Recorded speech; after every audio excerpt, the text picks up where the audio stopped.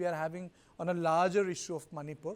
For example, a lot of panelists would come, for example, the word Lamka, Churachandpur. When I say contested, the same place acquires two names. That is why I'm saying contested.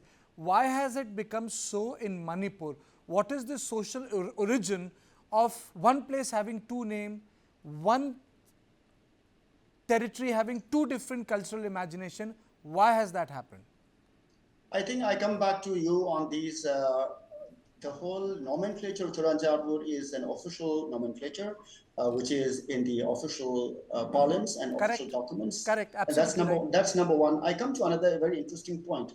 I have seen a lot of discussions happening in this channel, particularly from particular, I call it a section of elites and section of armed groups who are trying to, I call it weaponization of ethnicity. This whole idea of, reclaiming, spaces in the name of ethnic identity is not good for a democratic political culture, like Manipur, or like, for that matter, India. If you talk about ethnicizing politics, there are 250 ethnic communities in the Northeast India, and we cannot imagine 250 states coming up. Manipur alone has around 35 ethnic communities. So multicultural space like Manipur has to be respected, and the value of Manipur, which if we talk about land and people, it's not a Meitei space.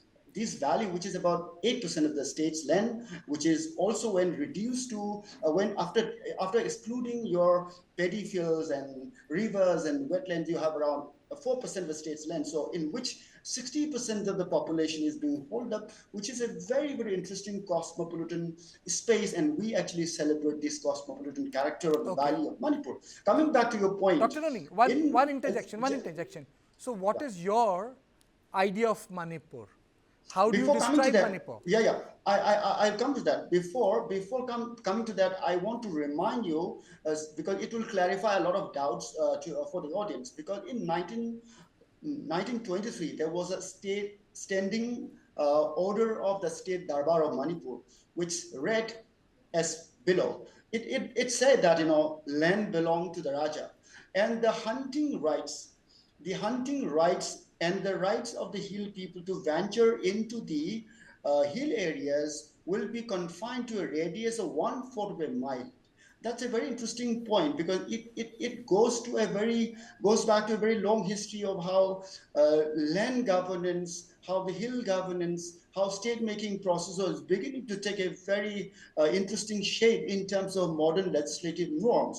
And if you come to a 1994 and 5 Supreme Court judgment in which it said the land belonged to the state, and if you talk about the abrogation or taking away of right to property from the Indian Constitution's Part 3 to some other legal section, it also reflects that the right to property basically moved away from fundamental rights section because of this historicity, how land and the state is being Okay. negotiated. So that part is very clear. Coming back to your point, you're asking about the idea of Manipur. I would like to request you to remember what the 1948 18 October proclamation of the then Maharaja meant. It said the idea of Manipur is constituted of the hill and the valley, and the size of Manipur's territory is 8,620 square miles plus 7,000 square miles of the Kabo Valley, which includes the hill and the valley of Manipur state. So you Okay. can see a sense of collectivity growing up, a sense of modern state system growing up, where the hill and the valley came together to write a separate constitution, which was duly acknowledged by the current Honorable Home Minister of India, Mr. Amit Shah. So these are some very, very Okay. interesting history of Manipur, where idea of Manipur is Okay. being Let us move. located. Dr. Noni, time is a very limiting factor, and we have a lot of issues to discuss. So, let's stick to that. Is lack of democratic self-governance a cause of discontent in hill areas like funding? Your comments, sir.